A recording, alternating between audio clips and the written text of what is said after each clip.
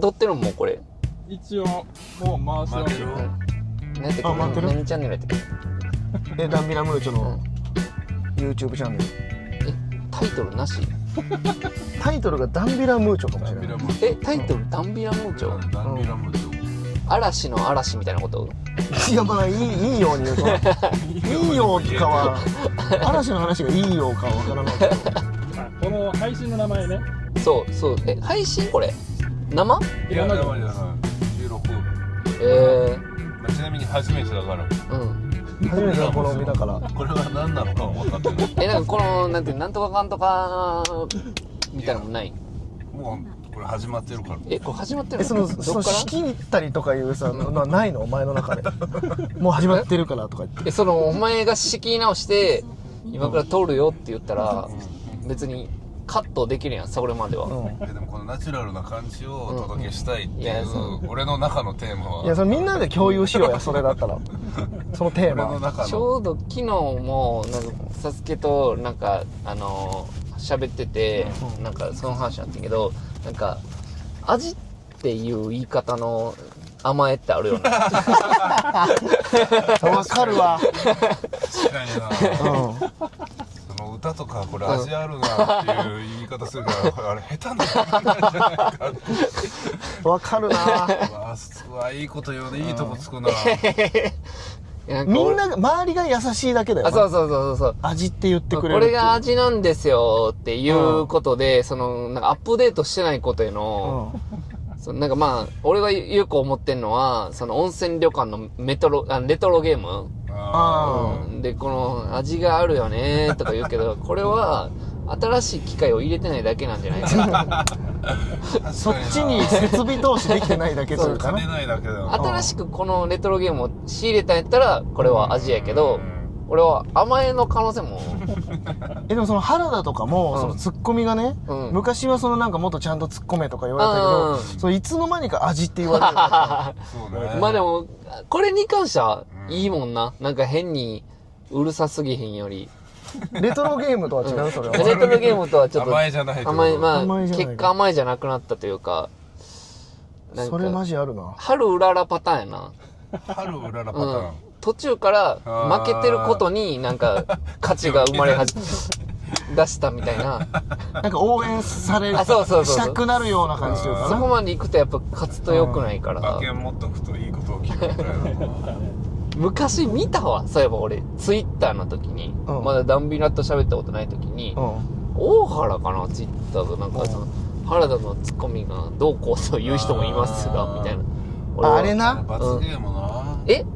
ライブのなんか罰ゲームで、なんかその負けた人が相方へのそういう熱いやつをやるっていうので、でなんかそれが別に消すのもさ、まあなんかじゃん。でなんか最近とかもちょっといいねとかになったりするそれが。いや俺それまだ覚えてるもん。めっちゃいいやつやん。関わりなかったのにね。で当時まだだからその時藤三郎さんやってる時にまあそういうのは認知してくれて俺が時藤三郎のもの何やったっけ？適当三郎ね。適当三郎。歯磨き1回適当。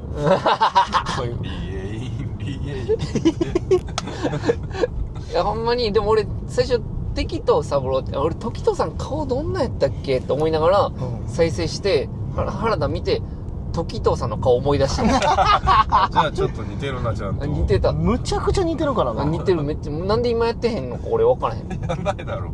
秋佐の松尾鈴木さんのものやってへんわ言われる時あるけど。俺はもう松尾鈴木さんにしか見えないよ。松尾似杉さんでやろうか。似杉さんやってる。でもなんかそのこの人といえばこれみたいなのがないもんな。松尾鈴木さんって。いや確かにその代表作みたいな。名言がないとやっぱしんどいんだよ。いやまあ俳優のモノマネって。山梨のすいます芸人の石井壮太郎さんっていう人も佐藤浩市に顔似てて、で一応マジックアワーでナイフ舐めるシーンがあるからそれをやってたのよ。だけど言葉がないのよ。まあそうやな。で一回、うんなんか言葉とかのネタをやりたいっていうので、64っていう映画あるんだけど、その映画の中の佐藤浩市さんが言ってた、警察はこんなこともわかんねえのかっていう誰も知らないセリフをなんかやってて、いや64も名作だけど、それ知らないんじゃないですかみたいな。いや分からんな、確かに。それ難しいよな。まあだから無理やりこれがもう名言ですってやりきるしかない。確かにキムタクのちょ待てよとかも、なんかもうめちゃくちゃ自信満々にやってるからそうなんだってなってるのが実際。言ってそうやけど実際どれで言ってたか。YouTube でちょ待てよまとめっていうのあって、ちょ待てよ集みたいな。めっちゃ言ってたよ。あ、そう言ったらいいね。勝手にイメージがある。そう、何のどこで言ってたかとか分かんなかったじゃん。だけどめっちゃサブリミナル的に言ってんだよ。ちょ待てよ。だってあれは発見だよな。次長課長の河本さんのさ、中華料理の、でお前にやるタンメンはねって、あれ言ってないらしいな。あ、そうなんだ。確か。あれそうなんだ。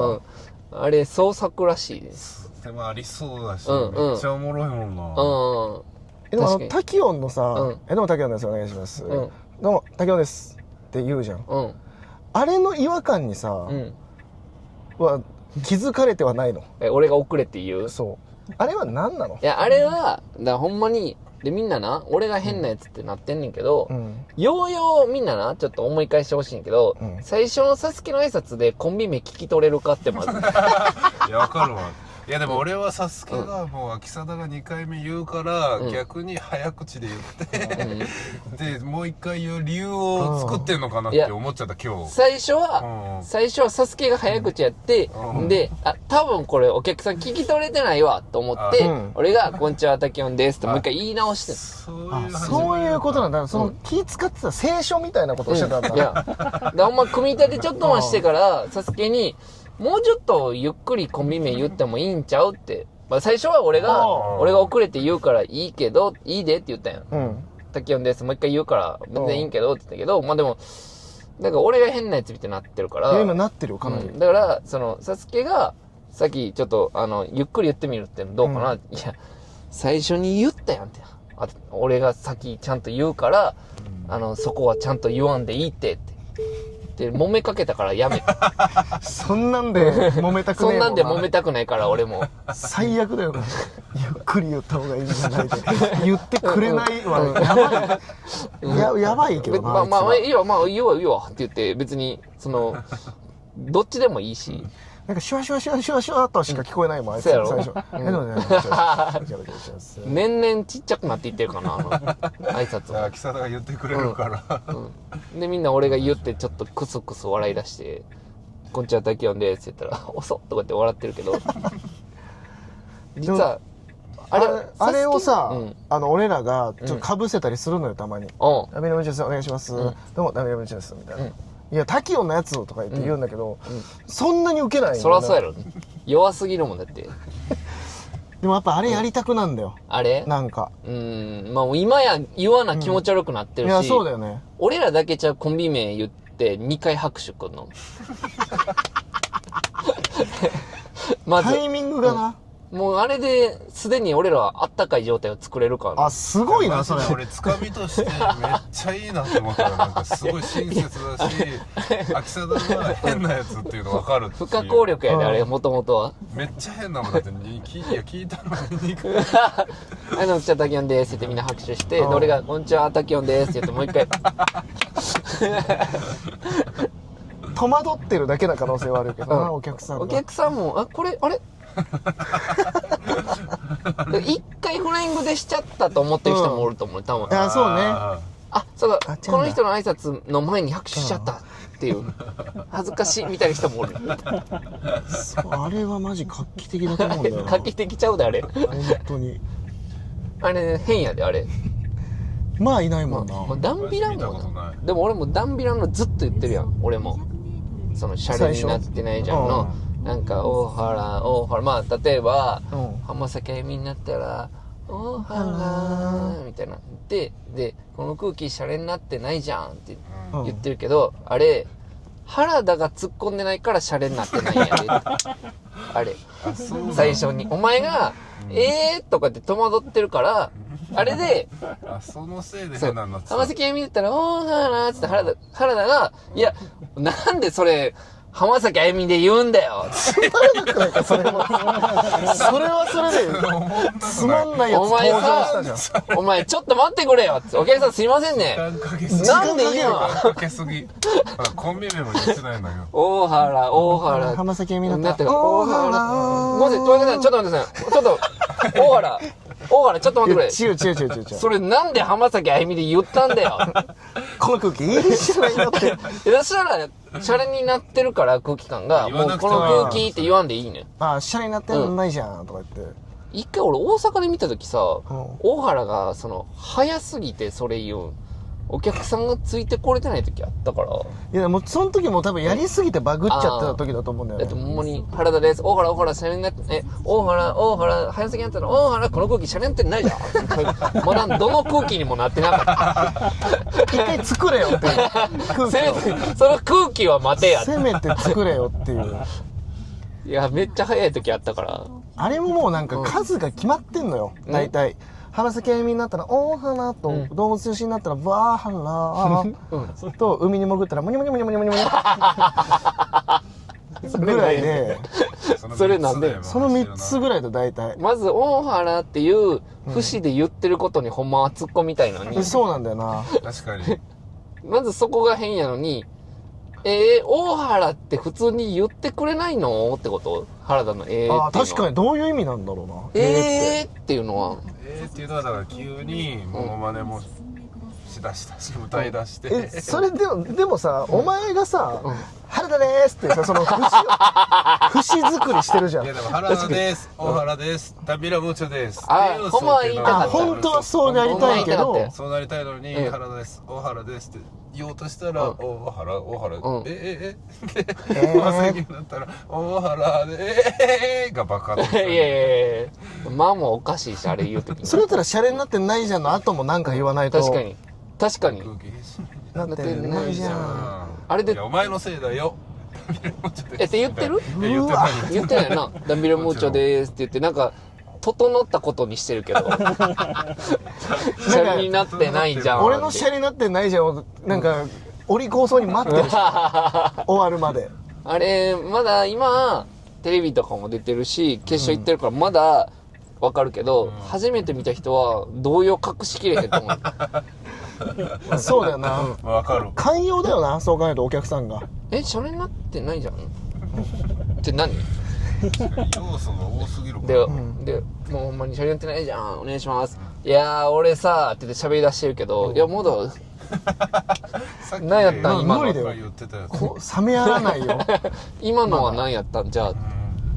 お客さんとかでたまに、俺よりも満勤でシャレになってないじゃんやってる人いるのよ。一緒に。すごいな。なんかね、結構幕張がそれこそ。そうなの？なんか多いような気がする。やってくれたな。なんかノリが、たまにさ、だから今日バイクさん出ててさ、バイクさんのコスプレしてる人もおってさ、いる。そういうなんかノリが、なんかいい人かな？そうだね。楽しもうっていう気持ちがめっちゃあるよな。インディアンスさんのなんかひまわりつけてる。ちょんまげラーメンさんの。じゃあ、ちょんまげラーメンさんな。だからすごいよな。流行ってんねんな、それ系。なんか。秋貞見に来て、ほくろつけてくる人。いやそう、怒るで俺、外せって言うて。外せネタ始まる。外せって思うな。って言って。いや、そうかどうかわかんない。いや、私ねとか言い出して。もともとついてるかもしれないじゃん。いや、一回だからほんま、大体サスケが話し始めやから、サスケ、いや、私ねって、ちょっとごめんな。それ、なんでつけてるのって言うて、俺。違う。いや、僕、もともとです。もともと？はい。まあやっていいけど。最悪の始まり方だ。最悪だ。もう一回タキオンです。タキオンなんですけども。3回目の。3回目だ。からの3回目めっちゃおもろいけどな。分かったよ。一応しようと思ってるけど、まあ、幕張はな、確かにノリがいい。ノリいいね。日による、まあ、シャイな人が多い時もあるけど。今日でも多かったな。今日なんかお客さん多かったよ。 160人ってあんまないよね、平日でね。少ない。うん。誰なんやろなとかなっちゃうよね。いつも。多いと。まあでも、うん。まあ、タキオンとかも割と人気あるっいや、ちゃあるな。ダンビラの方が、今日、まあ、さやかか。さやかはすごいよ。でも並びが米田2000、さやかとかがいいんかな。あと、大原もな、なんか、帰ってきましたって言って、で、お客さんがみんなわーって拍手しててんけど、モニターで見てて石井と、いや、自分が悪いからな。いや、そうだけどみんなお帰りって言って拍手してるけど、いや、病気やったみたいな感じになってるけど、まあ、ある種病気ではあるけど。やめな。精神科医に通いましたみたいなことになってるけど。いや、何拍手で出迎えられてる感じになってんねんっていう。いや、でも本当にそうだよな。本当、このまでさ、ずっと通常にやってきた人たちよりも拍手大きいなんてことあっちゃいけないもんな。あれってさ、どっちかっていうと、繋いだ俺たちに対して拍手をするべきなんよ。ねぎらいのな。この吉本を、まあ、川瀬名人も言ってたけど、これ、みんななんか、おかえりってなってすごい温かくて迎えられてるけど、その間にすごい大円の数をこなしてきた芸人がいるはずなんや。そうだな。そいつらに拍手をする。だから俺らとかにやっとみんな帰ってきましたって俺らが拍手で迎えられなあかん。確かに。ほんまはそんなのなんか言っていけばいいんだよ、その漫才の時に。実はね。確かに。結構ね、ああいう騒動があって、大円に僕たち出てきましたよでも頑張りましたこの3ヶ月間みたいな。一回やってみるから、誰かの後、そういう芸人の後出てきて、これみんなお帰りって拍手今迎えましたよね。でも、支えてきたのは僕たちでもそれが通常ではあるよな。ちゃんとそうであるべきなんだけど。正式では。まあまあまあ、でもまああんまりな、俺言うのもあれやから。変な気遣い。変な気遣い。ザジーが俺らの後出て、拍手がやっぱ半分ぐらいで、なんで訴訟された人より拍手少ない。おかしいですよとか言って。嫌な言い方やな、ほんで。ザジーも訴訟はしてないんだけど。いやでも嬉しいわ、帰ってきたの。いや嬉しいよ本当に。みんなどっちやったっけ、どっちが休んでたんや。嘘つけよおい、そんなやついねえってバカ。そこ間違えるやついねえんだよ。大原が、いや大沢さんの間違いしないで。サイズ感とかが違うから。まるでサイズ感一緒にやってただろ。見てこれ、俺のここの下半身のさすごいよ。足近い。秋貞何センチ身長？185。でかいな。原田でなんぼ？俺だって178とかよ。じゃあサスケと一緒や。マジ？サスケでけえね。サスケでか。確か8で、だからよう言われんねん、サスケもでかいんやって。そんなパターンな。でも多分お客さんの感覚で言うと、やっぱ大原の縮尺でやってるから、でかくね。そう、やっぱ原田が本来俺とやったらまあこうやから、原田がちっちゃいっつって俺で、大原が多分これぐらいやろ。バカじゃないそんなに？あれそれバカなんじゃない？バカとかな。あれ大原台持ってきて漫才してるよな。そんなわけねえじゃん。マイク届かないから。それマイクって動くの？いやだからマイク高さがあんまちゃいすぎると拾ってくれへんから。でもその原田が、どうもって言ってマイクこう下げるじゃん、俺のとこまで、なんかすごい七五三みたいな気持ちなんかやってくれてるみたいな、なんかせめて自分で下げたいよな。そう、なんかね恥ずかしいんだよな。俺がやるな。なんでなんよな、自分の高さに合わせて勝手にそういうもんにしちゃってるの。だサスケが調整するか俺触ったことないもん、マイク。七五三で最後にこう蝶ネクタイをこうやられている雰囲気。いやほんま。まあでもまあ大原その後僕言わなあかんかな、大原って言わなあかんから。言わないといけないから。でもなんか恥ずかしいんだよその時が。あれめっちゃでもなんか思ってんけど、去年か一昨年かな、なんていうブラゴーリも塚ちゃん出てきて、塚田ってやって、お団子大ちゃんがお団子大ちゃんプーって言って漫才始める。でなんか M1 参加準々かなの前で、どうしてもネタ尺がちょっとこぼれるみたいな。4分半か。やけど、ちょっと超えるみたいな。で、ブラゴーリは、で、ダンビラも確か超えるっていう話やってん。4分半ぐらい。4分半を超えるってなってて、ブラゴーリは、つかみを削ったんよ。その、お団子大ちゃんプーを。で、ダンビラムーチョは、ボケを削ったんよ。漫才の。最初、つかみは削らずに。そう。やっぱ賞レースやから、やっぱり、ちゃんとネタの部分を増やそうっつって、でも、ダンビラは、このシャレになってないじゃんはどうしても入れたいから、ボケを削ったよ。これが明暗を分けたんじゃないか実は。でもいつも通りやるというそう大事さ、大事だな。それ大事だな、やっぱ確かに一個グッてなるしな、言われへんから勢いつけられへんっていう。そうだ、なんかね、自分たちも緊張してくるじゃないけど、それを言わへんことで言わないのとかで、確かに大ちゃんプーあった方がいいからな、ブランド。そうかな。俺は結構楽しみにしてるけどな、あれ。俺は早いよな、あいつらもな。早い。あいつ右ら肩左肩つからープーとか確かに。受けようと思ってないもん。まあ確かに。勢いづけのために言ってるから。なんか芸人やっぱさ、もう、吉本やから余計やと思うねんけどさ、やっぱその多分もう何百回ってやるやん。でもコンビ名言うぐらいの感じになってるから、もうギオンさんとかもむっちゃ早いんよ。ギオンさんどんなんだっけ。木崎さん出てきて、お待たせしました、木崎ですって言って、で桜井さんが、いや誰も待ってないですよ、よろしくお願いしますって言って始まんねんけど、もう何百回何千回ってやってるから、もう木崎さんももう待ってない人に言う言い方というかなんか、お待たせしました、木崎ですって言って、で、言い終わるか言い終わらんかのスピードで、桜井さんが誰も待ってないですよ、お願いしますって。やったらもうやめようって思う。田畑藤本さん、昔ね、東大の、で僕東大出身でやってるんですけどね、学歴だけでも覚えてください、名前だけでもねっていうのもむっちゃ速くなってた。学歴で名前だけでもねもうその、受けないっていうものとしちゃっている本人たちが。それはもうやめてええのな。そうだよな。それ以外にいろんなの作るべきなんだろうな。それだったらさ、東大っぽいつかみじゃないけど、確かにバリエーション。俺は一応バリエーションはあるからさ、その何々になったらとか。あれもいまだに俺意味分かってないけどな、その何々になったらじゃなくてさってなんです浜崎あゆみになったらってなんなん浜崎あゆみになったら浜崎やし、大原って言わない大原、大阪、浜崎あゆみになったら浜崎やから確かにな。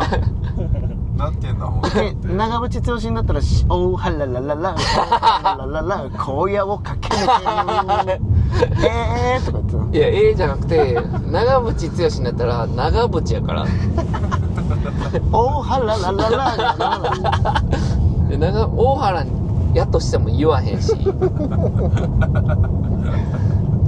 おかしいことがいっぱいあったんだな、あれ。いやあったっていう過去形みたいに言ってるけど、まだやってるしでもネタもな、結構そういうなんかちょっと俺いつもだからダンビラの後漫才するときさ、ちょっとだけ恥ずかしくて、いやなんかもう言い抜け感というか、ダンビラの漫才ってなんかもうめっちゃふざけてるから、この後なんか自分が出てくるとなんか漫才やのになんか真面目に感じてくるというか、自分そんなことないよ。俺ってそんなこんなちゃんに滝をと真面目でもねえだろ。こんなちゃんとやってるなんかそこまで正統派じゃないってだけそうだよ。なんかすごい乗っ取ってやってるように感じてしまう。あたしとか言わないよ、正統派。いやあれ私だけやから、私以外は正統派やからでなんか実はよく聞くと、秋貞もちょっと突っ込んだりしてるしよく聞くと、そういう意味わかんないけどな。いやそう賞レースではあんまり言い過ぎへんようにしてるけど、ああそうなんだ、変なこと言ってるからな、サスケもようよう聞いたら、そうなんだよな。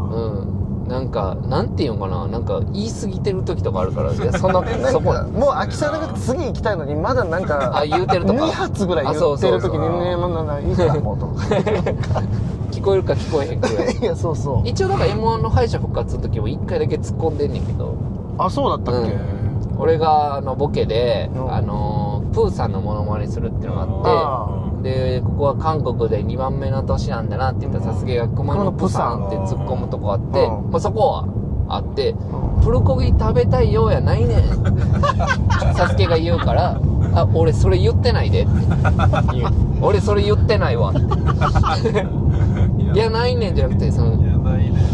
勝手に罪を増やさんといてくれ楽しいか知らんけど俺は熊野プサンをしてしまったとこはまあ認める、そうだねこのミスはでもプルコギ食べたいよは言ってないからでそれはその世間に変な広まり方するからそうだな、うんプサンとまでしか公式の発言は言ってないのになんか石田純一さんの不倫は文化も言ってないっていうそうなの、うん、なんかそう受け取ったなんかそれをギュッとしたらそういう感じにされたみたいな感じなの、そうなんかそういうものは文化としてあるようなみたいな、あそうそんなようなこと言ってまあ、みたいな、こういう今まで言ったらなんかそういう文化として、まあ、不倫とかそういうのが、まあ、あったりとかしたんでみたいななんかまあいいかなと思ってみたいなニュアンスやったんが、もう不倫は文化ってはっきり言ったみたいな、あそうなんだ、あれと同じことが漫才で起こってたから我が巨人軍は永久に不滅ですもん言ってないのかな。あれ言ってたで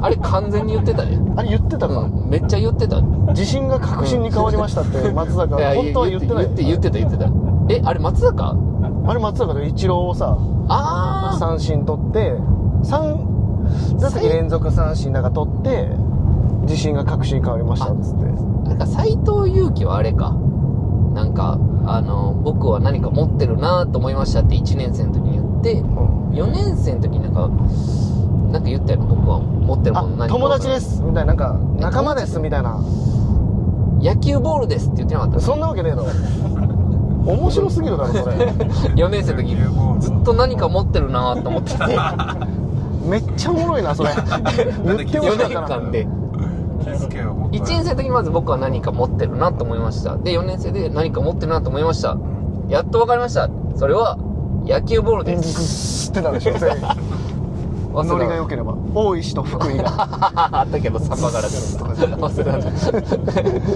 おっとっとっとなってたかもしれへんけどちょっともうちょっと涼しくできないこれえ今更これ西日がすごいから言い方嫌やな、ちなみにはい、大崎に先行っていいかね。大崎時間あれやばい。何大崎営業いやiTube 大賞 BS 吉本 BS 吉本あその吉本の YouTube を見ていろいろ言うっていうあれむっちゃいいよなめっちゃ面白いよ、うんでも出たことあるの？いやそれはないねんけどなんかなんていう俺らも関わったんじゃないかと思い込んでるとこが一個あってこの iTube 大賞にその YTube あれ YTube か YTube 大賞、BS 吉本でチーキーズチャンネルってやってたやんチーキーズ・ザ・ゴーゴーあそうそうチーキーズ・ザ・ゴーゴーってやってて、それがまあ言ったら各地方の住みます芸人が撮ってきた動画をみんなで見るっていう、はいはいはそれに一回ゲストで出たことがあってパンクブーブーさん MC で、九州のいでむっちゃツッコミ入れたんよそのなんかあれ YouTube みたいな感じやんあれってなんかあれツッコミとかがないもんね動画にはないそうそうそう、これが楽しいってなったんじゃないかっていう、まあ、俺らだけじゃないんやろうけどこれだみんな突っ込んでるなんか評価が上がったんじゃないかってそこでやっていこうってなったんじゃないかっていう俺なんか一回長野の小鉄さんっていうすいます芸人の人が V 取ってきたって言って、でじゃあ今日はサンドイッチいただきますって言って、サンドイッチをこうじゃなくてなんかこう食べたの、ここのこう、でお前どっから食べてんだよって突っ込んでて、小鉄の北村さんでああみたいな変かなみたいな、いやここから食わねえだろって言って、でその北村さんもじゃあサンドイッチいただきますって言って、全く同じとこから食べたので、ボケたりとかボケでやってるって思うじゃん、でもマジでそう食べてたのでなんかその相方さんがめっちゃみたいな、怖ってなって終わったのよ、ね動画びっくりしちゃっておもろ。そんなことあんだとか思って。いや俺は見てたんはなんかだから九州やから沖縄とかも入ってて、でアリンクリンアリンクリンなのどっちやったかな、ライククリスじゃないめっちゃ濃いね、濃いヒゲとかが意味の方が、そうでその日はその子ともう一人なんか沖縄の子来てて、でクリスがおらんかったんやん。で2人でやってて、でなんか大学に来てますみたいな、なんか沖縄のでよく食べてたパン屋さんがあるんで、そこでちょっとパンを食べてなんかリポートしたいと思いますとか言って、でいっぱいあるなーって自分の方映してんねよ。いやパン映せよってなってていっぱいあるなーって絶対にね懐かしいやーとか言って、で途中から切り替わってまたパンも映してんねんけど、映してわー懐かしいな、これよく食べたわーとか言って、今日はいつも食べてないやつと違うやつ頼んでみようかなって言ったよ。いやいつも食ってるやつ食ってくれよって俺らはあんたが飽きてるかは知らないけどそっちが飽きてるかは知らんけど俺らは1個目を見たいんよ代表のファンがいやそれがむっちゃおもろくて、めっちゃおもろいなそれ、でじゃあ食べましょうっていうのを、なんかその海辺のなんかそのなんか塀みたいなところに座って引きで撮ってたんよ。いやパン映してこれっつって、一回もパンを寄りで撮ってないよ何のパン食ってるかだから分からへんの俺はずっと近すぎてんで食ってうわー懐かしいって言うねんけど、その懐かしいっていうのはお前の感想で、俺らは何味かが分からへんからだからずっと突っ込んでて、それがむっちゃおもろくて、その昔懐かしのなんかっていうわけでもないわけでしょ。そいつらにとって懐かしいだけで、この感じだよなとか言って、うまいよなってだよなで何やねん懐かしいって感覚はお前らの中にしかないから、その見てる人はほとんど起きない。それがむっちゃおもろくて、で結構好きやった俺チーキーズチャンネル。ガッツさん、岩瀬ガッツさんがなんか出た時も俺ら出てなくて、そいつドイツがゲストでなんかかき氷を食べる時で芸能人もなんかお忍びで来る栃木のみたいなでいただきますって一口食べて、うめえみたいな言って、あそうなんだっつって普通にまた二口目食べて、あうめえなそれにうめえしかで3口目こうやっていただきます、うめえ感想くれよ感想くれよで、ずーっとうめえしか言わなくて7口目かな、7口目食べてあめ面白すぎて何口もだからその何口とかじゃない、7口もいらんねんな。味の感想普通に酸っぱくてとか口どけがとか言ってくれよ、まあ確かにもういらんねんけど、チーキーズチャンネル午後に関しては、もう完璧なロケは逆にそうだからツッコミがやる方が、今もやってんだっけな。いやどうなんやろ。いや終わったか終わったんか。いやむっちゃおもろかってんなあれが。なんかあれなんか良かったよな。大林素子さん家でずっと BS 吉本つけてるらしい。おらんて。俺一回一緒になった時にうわダメなさんじゃないですかって言って、マジでいつも YouTube 大賞見てます。いやいやおらんてそんな人。とか言って。あれなかなかずっと見られへんなあれ。でもイエス・アキトがネタ考える時、なんか結構ホテルとかこもってギャグ考えたりするんだって、その時ずっと BS 吉本らしい。なんかちょうどいいらしい。ずっと芸人が何かやってるってなんかおもろいよな。いやそうね。それはおもろい。でも常にね。水星チークダンスのチロルとか、BS 吉本有料チャンネルやと思ってたらしくて。なるほどな。見れねえもん。見られへんと思って、なんでこれ見れるんですかって。俺も最初ちょっと思ってたなそれ。なんかおもろいかな、なんかそのこれテレビなんやっていうおもろさある。確かにな。BS 吉本は午前中とかずっと昔のレジェンドの漫才とか流したりしてるよな。それはまあ確かにいいっちゃ。でも一回 BS 吉本野球中継やってたけど、嘘でしょ。ほんまにやってたやつ。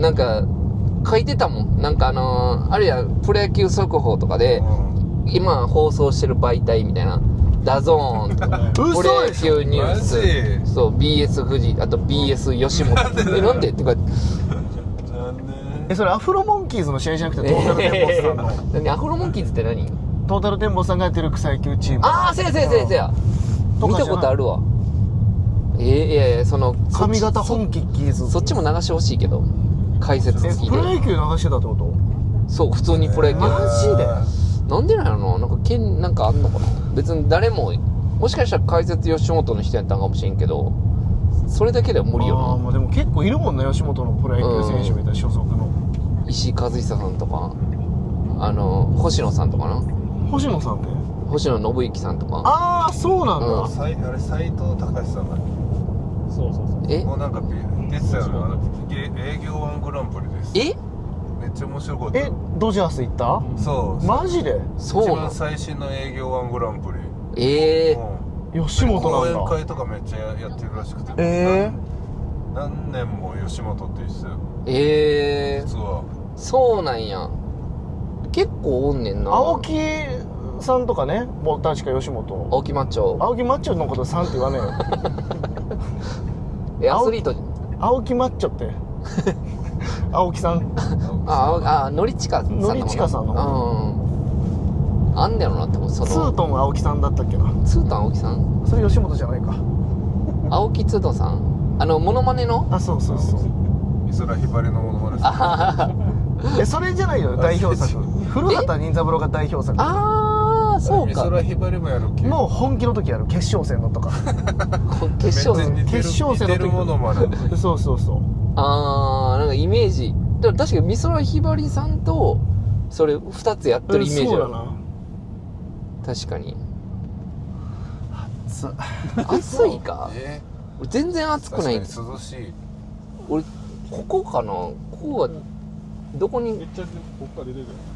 あこっから吸収吸収してんだこれ俺がもらっていいちょっとどうぞ暑がりもともと代謝がいいんですよねまあよく言えばななんかゆずるさんとかも結構11月ぐらいまでタンクトップやったりするか11月マジで俺それすごいな楽屋で見たで1回11月ぐらいにうんタンクトップで扇風機浴びてるねいやすごいなそれで代謝がいいんやろなと思だから若いのかなずっういやそうかも何歳って言ったっけだってなもう還暦いやすごいなそれとすご還暦ではない40何ぼかやんなでもその元ジュディバイのユキとかさ、確かにその女性でいるけどさあんまいないよ確かにゆずるさんな芸人でなんて特にいないよなでも佐久間さんとかも若いよ佐久間一行さんとか佐久間さんも若いけど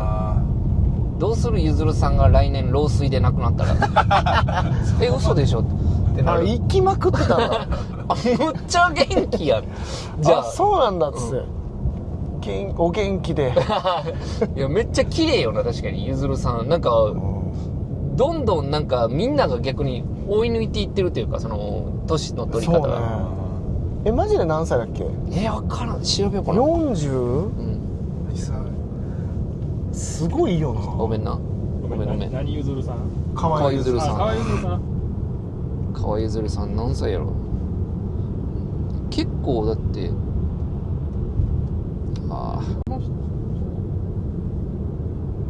何これ電波 Google ピクセル44歳44歳今年で45歳松ああそうか坂世代？松坂世代なの松坂世代はマジほんまに1980年ってことはただのとも同い年ってこといやまあただのただのもそうそうだよな村田修一もってことやなマジで松坂では村田修一と河合ずるさんが同い年なのなんでそこなんだ村田修一の若いとかじゃないロッテの久保とじゃあ同い年もうええわ現役やけど。どこだよなまだ現役やってんだっけ久保マジメキシコかどっかで。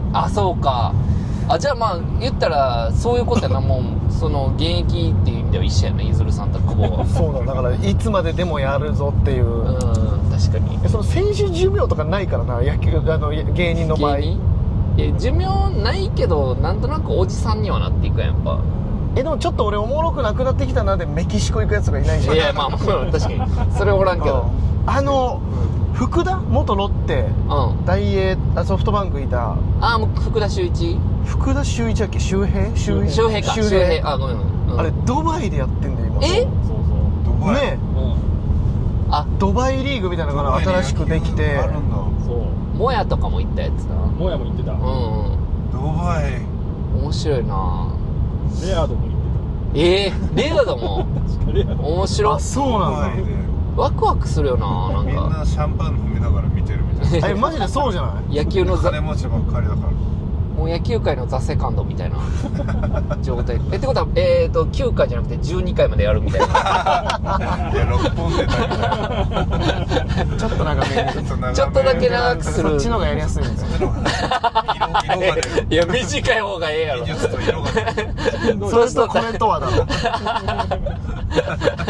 しんどいって見るの。体力もねえのに。この前でもなんか楽天の宗山君と飯行かしてもらって、めっちゃいいな、で大学日本選抜が一回オランダで行ってオランダで野球大会みたいなあったアンダー20何本みたいなやつじゃなくてみたいななんか手よりも日本とアメリカだけが大学選抜で行ってて、でキューバとかオランダとかオランダキュラソー島のはガチメンバーで来るんだって。でキューバが宗山君大学生でキューバがね3番セカンドセペタだったらしいのよ。言ったらもうおじいちゃん。中日のあれやな。セペタだよね。巨人にいなかったっけ？あれ巨人のセペタか。そうが3番セカンド守ってたんだって。で多分もう50歳とか55歳と22歳とかが戦うっていうこの意味不明な大会だったみたいな。確かにすごかったっすよ。感動したっつってた。ザボンチさんも渋谷漫才劇場でやってたもん。そういうことか。無限大とか無限大の時代から来てた。なんかバレンティンとかもいたっつってたな、オランダで。すごくないその大会。それワクワクすんな。俺結構なんか悟空みたいなこと言ってたけど今。いや思わんかったけどワクワクは別にワクワクぐらいでは。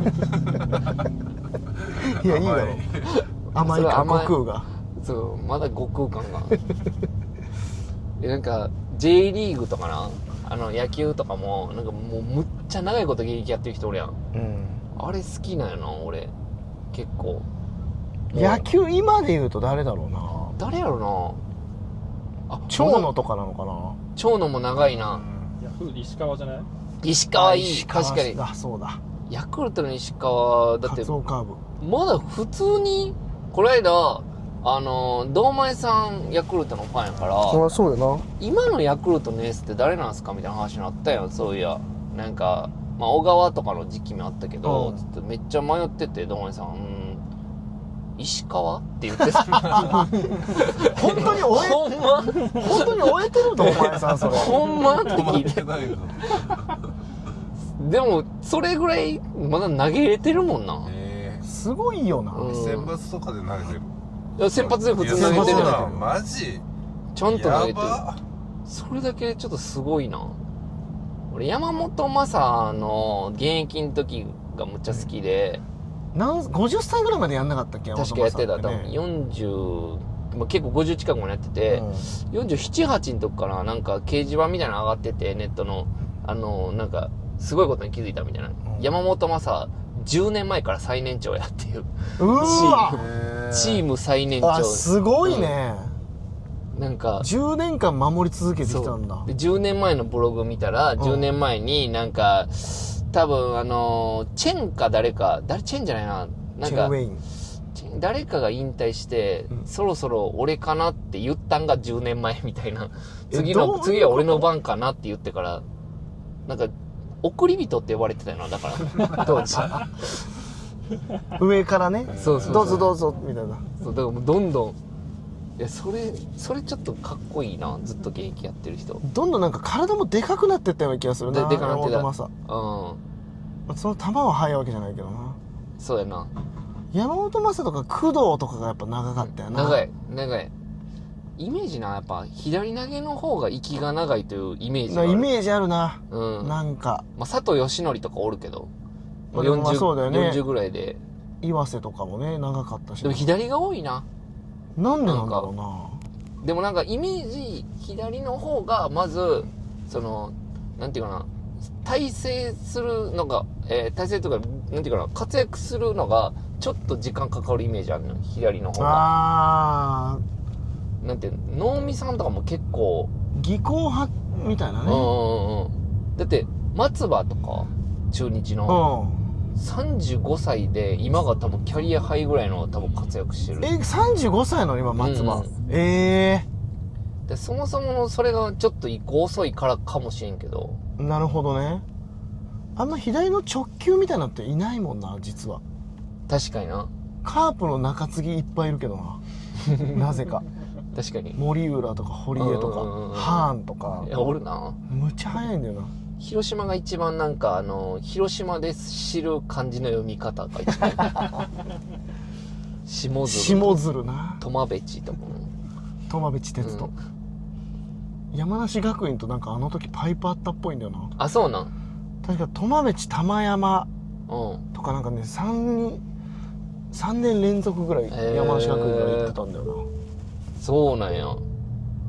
あれ、あんまり興味ない野球。いやあんま知らないから全部知らなかったすごい試合してたよ全部知らないか母校浜辺地母校すごい試合していたよやマジですごかあ、ったそうや。1ただ回戦。今日負けちゃったんだから2回戦今日な。今日はその9回でうん8点差があって、うんもう一発8点差ひっくり返してくれるんじゃないいかなやさすがに無理だったわ相手校それすごいけどな。相手校の青春もあるからな。そうなんだよな。そう、うん。そんなん言い出したらなんか、うんその常に、まあそう、母校やからな、応援したい気持ちわかんないけど、相手校からしたらトラウマやからそん。なん言うなって確かにそんなん言そのったら喜べない平等に好きであってほしくない。そんなことできないから行かれへんかったから、でもおめでとうじゃないと、やっぱ。いやまあまあまあまあ8点差を追いついたのいや、前回が7点差前回が7点差6点差をひっくり返して7点か。9あそうそう回でしょ6点すごいな、差で星稜のあれみたいなな。星稜も行けなかったっけ予選で。星稜。あったさっきあれでしょ小松大谷とだ。岩下の時でしょあ、そうかそう詳しいな。か。あれいかつかったよな。俺、大学生の時の佐賀北の最後の決勝戦見に行ったよ。見に行ってたんあれ。甲子園で。マジ言そう。ったら俺たちの代だよ、それ。広陵対、そう。俺らが、あの試合見てたな大学1年生か2年生ぐらいの時かな。なんか甲子園、まだ、 2年じゃない大学だから多分そうやな。なんか、まだ、アメトーークとかでも、甲子園芸人やる前やからあ、ー外野無料で見れたよ。うんで、ちょうど、そこまで人気がなかったってことなるほどねで、ガバイ旋風っつってう、わあれ見てたのやばいなあれ見に行って、いや、むっちゃおもろかった。結構、レフトスタンドで見てたから、副島っていう男の子がホームラン打つねんけど、満塁ホームランなそう。あれ、結構近くまで飛んできてて、マジうか。わーってむっちゃおもろかって後々見たらむっちゃストライクの球ボールって言われてたわ。そうあーそれはその時は分かんなかったでその時は思えだって俺ら遠いからそりゃそうか見えねえんだで結構ストライクっぽい球ボールって言われてうわーってなってよう見極めたなってなったけど家帰ってテレビで見たらめっちゃ真ん中やった野村もはって言ってたもんな。言ってた。やっぱ会場が佐賀北応援みたいな、いややっぱ全部なってたうんでそらもう飲まれるであれは。そりゃ審判も松井幸康子もさが公表していやね。いややってたかなやってた歌ってたかな俺らそれ。公表してね。あん時やな。でもあん時に強かったん。確か佐賀北が強かったっていうか、てかあの時の佐賀北がすごいのがさ、うん。開幕戦やってね。うん。で開幕戦宇治山田商業とで中井大輔がいた時の、あ、そうでか。開幕戦が再試合だったんだよ。っていうあ信じられない開幕だったんだよね。タフな試合をして、でその後帝京とか、中村晃とか、杉谷とか太田跡井とかがい強かた、ったなその時あの時に勝せやせやせや。ったんだよね、帝京に、うんセーフティースクイズとかで。うんで決勝であんなんだからいやなんか全部経験した感じなんだよね、佐賀北。毎回さすがに負けるやろみたいな空気やったよ。そうだね。うん。次は。だって、別にドラフト候補がいるわけじゃなくて、進学校やからな、佐賀北って。ね。まず、甲子園来れただけすごいみたいな確かに感じやったんが、そのまま優勝し、確かほんで、確かキャプテンやったかな。キャプテンの子が今佐賀北の監督やってんちゃうかな。なんかそんなネット甲子園のやつあれじゃないエースだった人じゃない？いやかも佐賀北なんかそんなん見たような気がするな、確かに。監督誰やったっけな今な。そうや、佐賀北キャプテンで出た時や。キャプテンの本村庄司っていう。あれそれ甲子園最近行ってないっけ？佐賀行ってない北か。やってるってだけか。鳥栖商業とか鳥栖商業唐津商業か。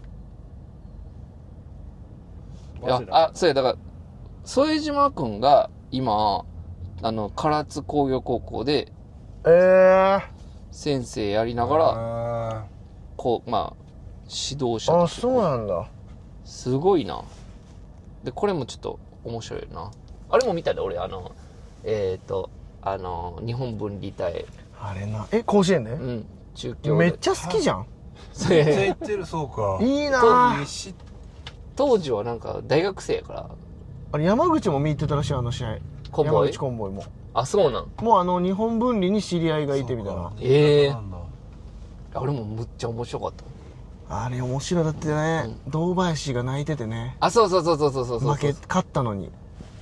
そうあれは焦るよな。いやで結果降板したもんね、堂林がね、あの試合ね。あ、確かな。9回で。すねって降板したんだっけ。違うそんな自分勝手じゃん。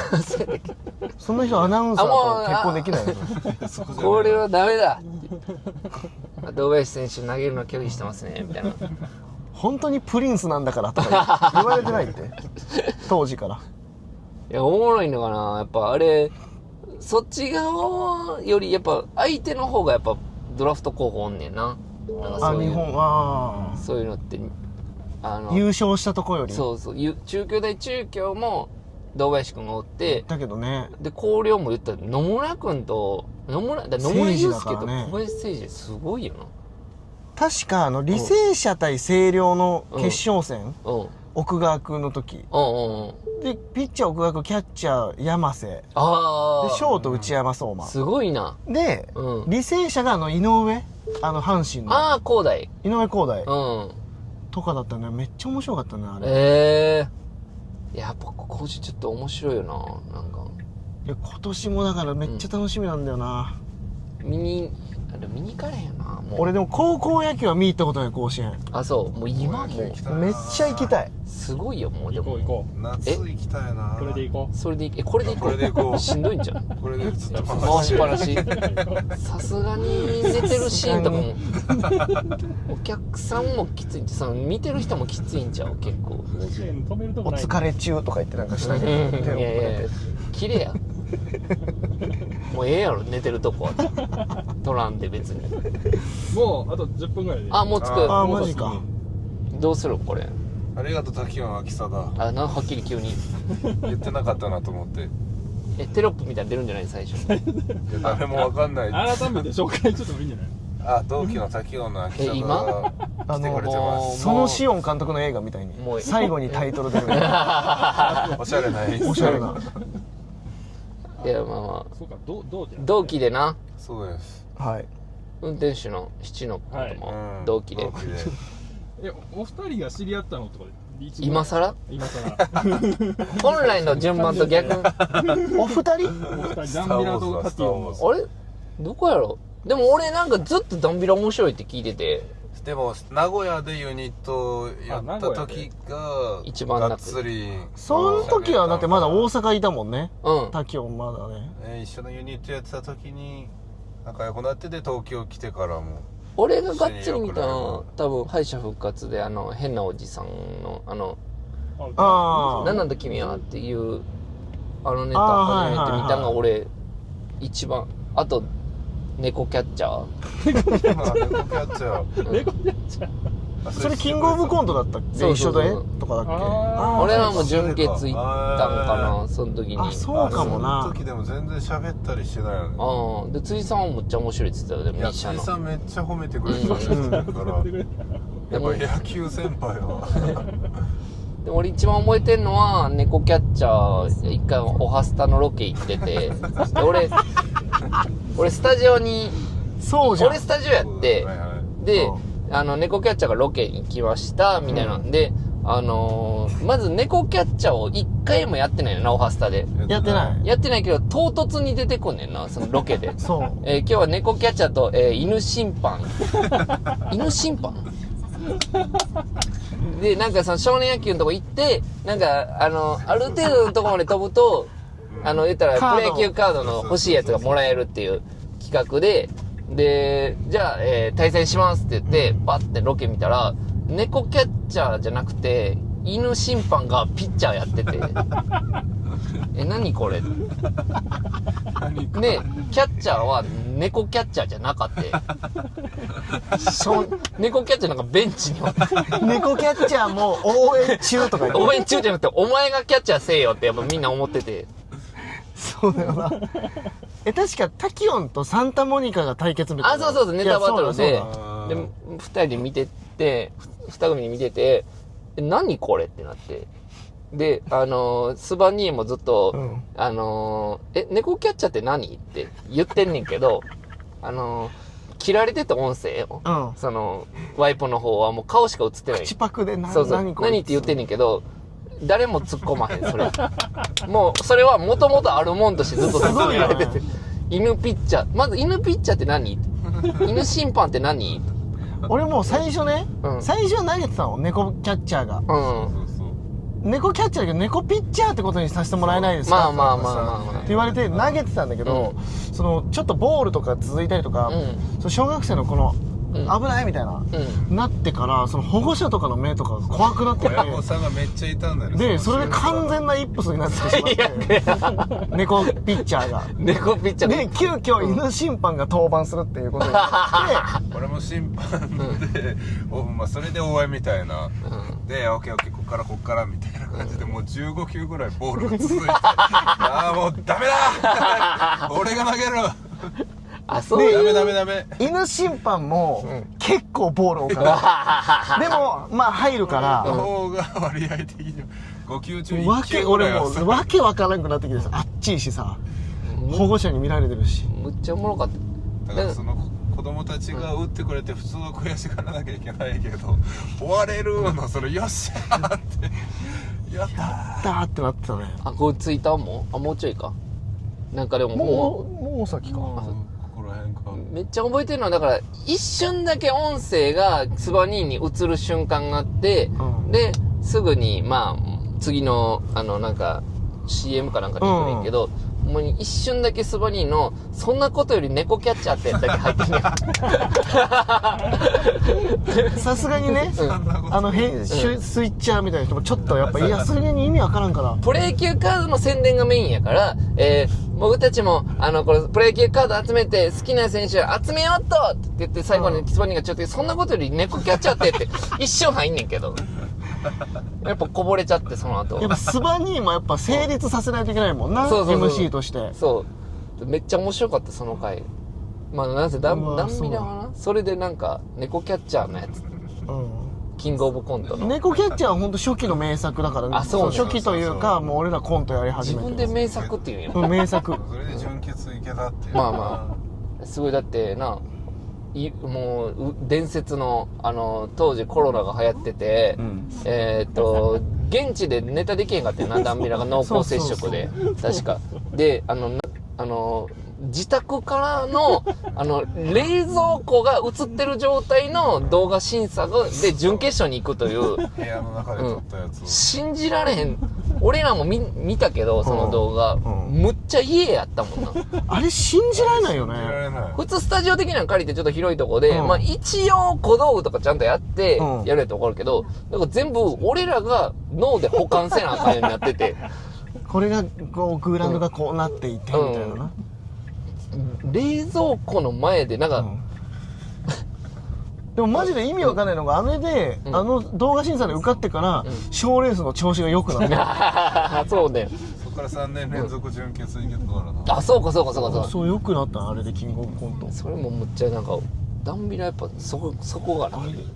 しかもその原田もその、まあ、一応取っとこうみたいな感じでまあなそうそう取っといたら、だから夜電話で「明日具合悪くなっちゃった」みたいな、なんか弱々しい声で来て「あそうねってことはじゃああれを提出するとあそうなんやなんかあった時のためにっていうなんか一応マネージャーから取っといてくださいって言われてて、でもその時はもう基本 M1 を頑張るみたいな意識だったから、キングオブコントはもう絶対いけないもんだと思ってた、準決とかにも。まあ俺らもでもその感じやけど決勝行った時なでもそうだよ、タキオンコントのイメージなかったもんなもん最初なすごいよな、早かったもんね、だって行ったのも。いやでも芸歴言ったら結構もう10何年ああでもそうか、うんサスケキャップサスケがまだハットかぶってた頃だよな。ちょうど脱ぎ始めたこれ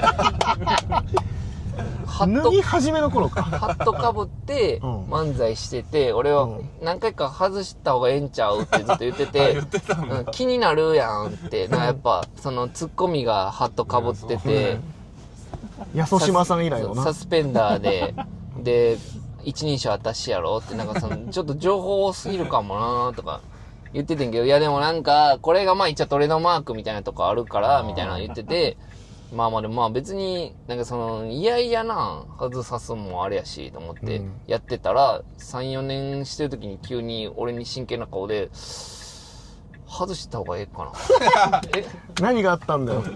俺は外した方がいいと思うけどって言ってたけどつってで外したら急に受けが変わってちゃんと邪魔だった、やっぱ邪魔だったんだな。すごい変わんねえそうそう多分なんか嘘っぽかったんかもしれない、もしかしたらマジで俺初めて動画で見た時に、なんだこのうさんくさいやつそうってなるよサーカスの司会みたいだと思うな。めっちゃ覚えてる。でも面白かったからさ、でもなんかうさんくさすぎてそうやねんうさんくさいやつが出てきたでもほんまにそっからなんか受けるようになってまあで変も、わるねやっぱそういうので。結局キングオブコントが最初やけどな、なんかちょっと M1 の準決より先。キングオブコント決勝行った年に準決初めて行ったの。うわなるほどね。それまではむっちゃバイトしまくってたし、あそうなんだ。俺多分その直前キングオブコント始まる前に俺そこのオーナーに社員にならへんかって言われたような気がする。マジでマジそんな状態だったの。向いてなさすぎて断ったけど飲食でも社員にならないかって言われるって結構じゃない。確かになんか家族になろうよみたいな感じで、いや社員になろうよって、社員になろうよって言われて100年経っても社員でいて死ぬ100年経っても社員で折れてついちゃったでいいかな。ありがとう。ということでじゃあ、はいということでありがとう、タキオン秋貞でございました、この後はちょっと2人僕らちょっと仕事行くんで、以上ダンビラムーチョでしたって感じですかね。この後はさらにあと秋貞が1人いらんで多分その家まで送ってもらうのとなんか